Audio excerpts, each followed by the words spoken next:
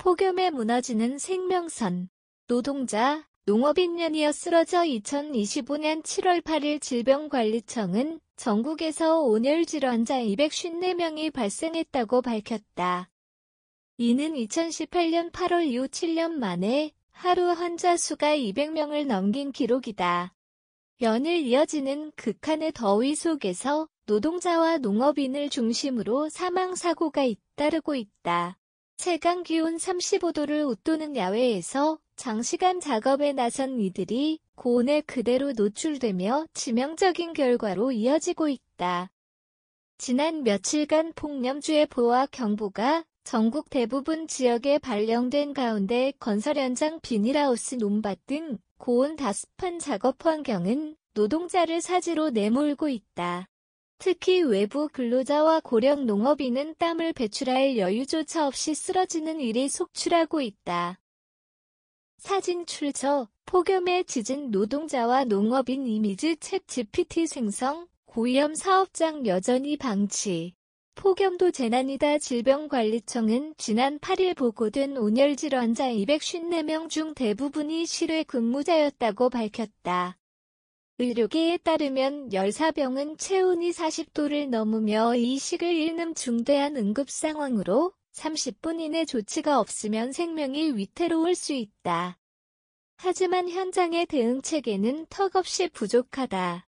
50인 미만 소규모 사업장의 경우 폭염 대응 지침이나 장비 지원이 거의 이루어지지 않는 실정이다. 여전히 많은 현장에서 시원한 물과 그늘막 쿨링 장비조차 없이 근무가 이어지고 있다.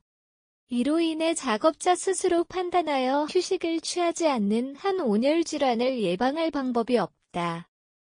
정부 대책 현장에선 현실과 거리 멀어 정부는 뒤늦게 폭염 대응 대책을 내놓고 있다.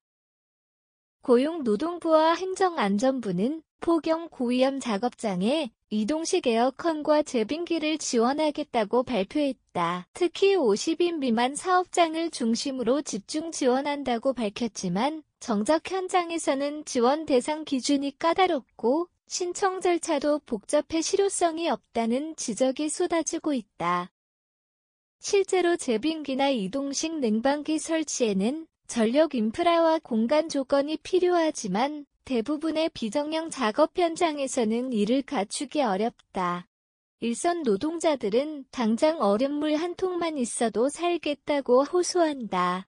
2025년 여름 한반도를 강타한 폭염은 노동자와 농업인의 생명을 직접 위협하고 있다.